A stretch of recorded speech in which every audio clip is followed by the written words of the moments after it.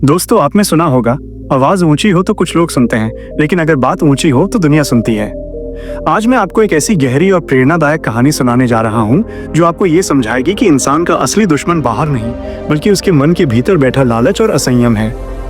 एक साधारण युवक की कहानी। बहुत समय पहले की बात है। एक गांव में 24 साल का एक युवक रहता था। उसका जीवन संघर्षों से भरा हुआ था। माता पिता का साया बचपन में ही उसके सिर से उठ चुका था। वो किसी व्यापारी के यहाँ काम करता था। सुबह से शाम तक मेहनत करता, फिर घर लौटकर खाना खाता और सो जाता। उसकी जिंदगी नीरस थी, लेकिन उसके दिल में एक सपना था। काश मेरे पास भी इतना धन होता कि मैं आराम की जिंदगी जी पाता। बूढ़े साधु से मुलाकात। एक दिन वो रास्ते से जा रहा था। उसने देखा कि एक बुजुर्ग साधु 3 भारी गठरियां उठाए जा रहे हैं। वो साधु बेहद थके हुए थे। उनकी पीठ झुकी हुई थी और चेहरा पसीने से लथपथ। थोड़ी दूर चलने के बाद साधु एक पेड़ के नीचे बैठ गए। युवक वहां पहुंचा तो साधु ने हाथ जोड़कर कहा, साधु बेटा, ये बोझ अब मुझसे नहीं उठाया जा रहा। क्या तुम मेरी मदद कर सकते हो? बदले में मैं तुम्हें इनाम दूंगा। युवक ने देखा, गठरी सच में भारी लग रही थी। उसका मन दुविधा में था। मुझे क्यों मदद करनी चाहिए? मुझे क्या मिलेगा? फिर भी उसके भीतर का दयालु मन जागा और उसने कहा, बाबा, इनाम की कोई जरूरत नहीं, मैं आपकी मदद करूंगा। उसने एक गठरी अपने कंधे पर रख ली। पहला बोझ, तांबे के सिक्के। गठरी बहुत भारी थी। थोड़ी दूर चलने के बाद युवक ने साधु से पूछा, बाबा, इसमें आखिर ऐसा क्या है जो इतना भारी है? साधु मुस्कुराए और बोले, इसमें तांबे के सिक्के हैं। युवक यह सुनकर चौंका। उसने मन ही मन सोचा, तांबे के सिक्के? ये साधु तो शायद कोई व्यापारी है, इतने सिक्कों के साथ यात्रा कर रहा है। अगर ये मेरे पास होते तो मैं एक छोटी दुकान खोल लेता और जिंदगी बदल जाती। लेकिन तुरंत उसने अपने विचार को झटक दिया और बोला, नहीं, मुझे बस मदद करनी है। ये बाबा कहां से ये सिक्के लाए हैं, मुझे क्या लेना देना।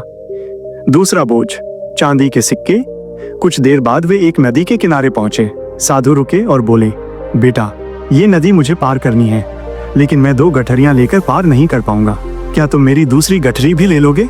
बदले में और इनाम मिलेगा। युवक पहले हिचका, लेकिन फिर बोला, बाबा, आप इनाम की बात मत कीजिए, मैं आपकी सेवा खुशी से करूंगा। उसने दूसरी गठरी भी उठा ली। ये और भी भारी थी। युवक ने फिर पूछा, बाबा, इसमें क्या है? ये भी बहुत वजनदार है। साधु ने कहा, इसमें चांदी के सिक्के हैं। अब युवक का मन डगमगाने लगा। उसने सोचा, पहली गठरी में तांबा, दूसरी में चांदी, तीसरी में जरूर सोना होगा। अगर ये सब मेरा हो जाए तो मेरी गरीबी हमेशा के लिए खत्म हो जाएगी। तीसरा बोझ, स्वर्ण मुद्राएं। नदी पार करने के बाद वे पहाड़ी रास्ते पर पहुंचे। साधु ने थक कर कहा, बेटा, मेरे घुटनों में दर्द है, ये तीसरी गठरी भी तुम उठा लो। इसमें बहुत कीमती चीज है, लेकिन ध्यान रखना, इसे कहीं गिराना मत। युवक की जिज्ञासा बढ़ी। उसने पूछा, बाबा, आखिर इसमें क्या है? साधु ने धीमे स्वर में कहा, इसमें सोने की मुद्राएं हैं।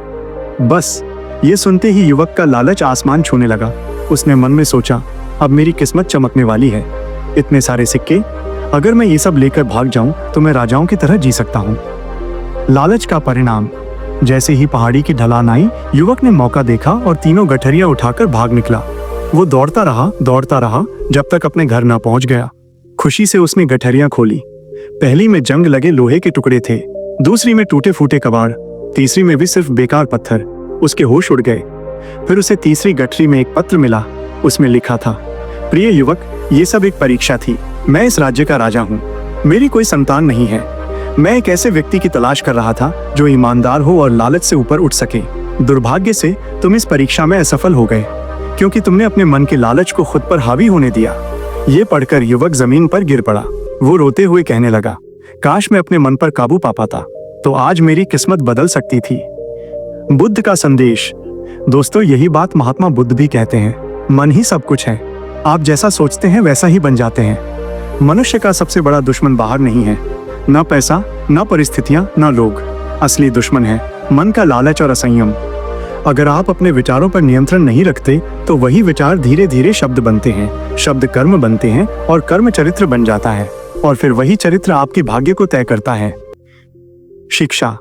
इस कहानी से हमें 3 बातें सीखनी चाहिए। 1. लालच से बचो, छोटी सी सोच भी बड़े विनाश का कारण बन सकती है। 2. सही इरादे रखो, कोई भी काम करने से पहले खुद से पूछो, क्या मेरा इरादा सही है? क्या इससे किसी को दुख तो नहीं होगा?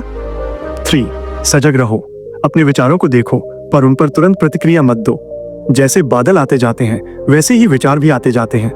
महात्मा बुद्ध कहते हैं, जो अपने विचारों को देख लेता है वही सच्चा तपस्वी है, वही अपने जीवन का मालिक बन सकता है।